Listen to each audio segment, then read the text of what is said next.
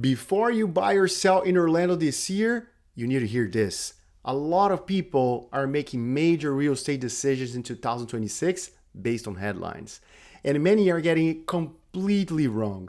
The data tells a very different story, and making the wrong move right now could cost you thousands. Ahead of getting into the data, if you're thinking about buying or selling in the Orlando area this year, let's definitely talk. I'm helping people every week understand what's really happening in the market so they can make confident decisions instead of guessing. Call or text me anytime. My phone number is 415-604-7557, or use any of the links below to get in touch with me. The very first thing you need to understand is inventory levels. That means months of supply. Orlando inventory right now is sitting between 2 and 3 months, depending on the county. And when we're talking about a 6-month supply and lower, that still favors sellers despite of the higher rates we're seeing right now. And I can tell you that inventory is rising in Apopka, Davenport, but also getting tighter in Winter Garden and Lake Nona.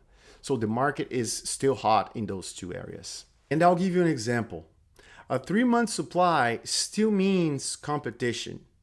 Not necessarily the same as we saw during COVID, but buyers aren't seeing the price drops headlines are suggesting. Going in the opposite direction than the headlines, we're seeing prices leveling out. They're not necessarily decreasing, with a slight year-over-year increase. And out-of-state relocators are keeping the demand strong. And high demand areas are still appreciating, such as Winter Garden, Lake Nona, Claremont, Montverde, Kissimmee, and especially now with new developments, St. Cloud and Davenport. The impact of interest rates in 2026 is still going to be high. Rates are not necessarily going to be as high as we saw them in 2025, but they're still going to be significant. We're predicting rates to go from as low as 5% up to 6%. And what does that mean for buyers? Buyers are still using that 5-7 year plan. They're going to buy now and refinance later. And sellers, you must avoid overpricing. Otherwise, you're going to risk extended days on the market. And the more your house is sitting on the market, the less people are willing to pay for it. I'll give you an example. Even a $10,000 overprice in the market right now can double your time in the market. So think about that. Another really important thing for you to understand is new construction incentives. No matter if you're buying or selling, you need to know that builders are offering rates starting at $399 up to $499. And besides that, they're giving away flex cash, closing cost money, design credits, and rate buy down. With that said, new builds are often beating resale on a monthly affordability, even at higher prices. And I'll give you an example. If you're buying a $500,000 home in new construction, your monthly payment is definitely going to be lower than if you're buying a $460,000 home in resale. And by the way, if you're researching in the Orlando market and want to break down in your neighborhood, price point, timelines, just reach out to me. I help people every week understand what's really happening so they don't make costly mistakes. So please don't be one of those people. Reach out. And if you don't want to reach out to me, that's fine. Reach out to someone that you trust. One question that I get all the time is, when does a buyer can leverage a seller and when does a seller can leverage a buyer? And the answer is pretty simple. A buyer has leverage when he or she is negotiating homes sitting on the market for 45 days or more. And a seller has a leverage on turnkey homes, for example, under $600,000, close to top schools. And one tip that I'm going to give you guys is that insurance-friendly homes, for example, new roof, new AC, attract multiple offers.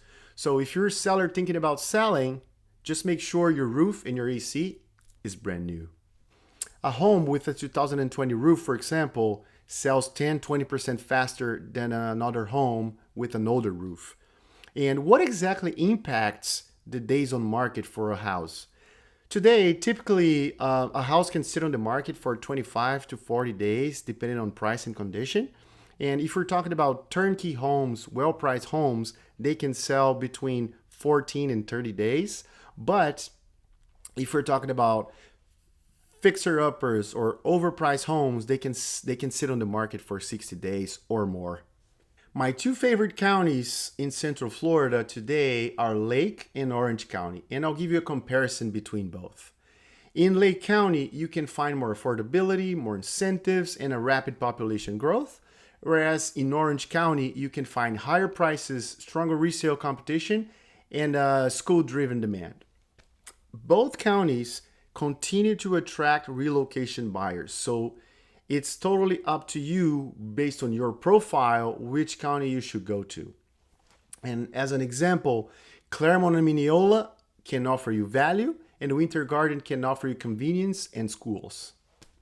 Now, if you're an investor and you're thinking about investing in real estate in Central Florida, if you prefer to invest in long-term rentals, investors here are actually investing in Claremont, Mineola, and Apopka.